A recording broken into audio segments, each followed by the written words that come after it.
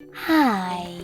In front of me is Motorola G14 and today I would like to show you how you can turn on and use voice typing.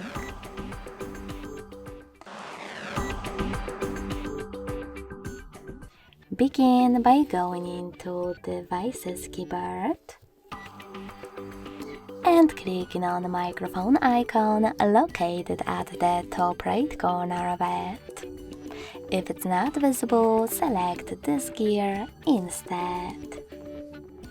Now click on Voice Typing option and click on the gray sweater next to Use Voice Typing in order to activate it.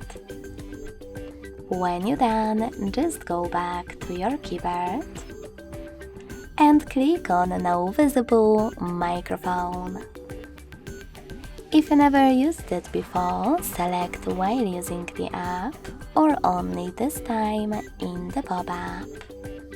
Then, after seeing Speak Now command, start typing. As you can see, voice typing is on. If you wish to stop, click on the same microphone again.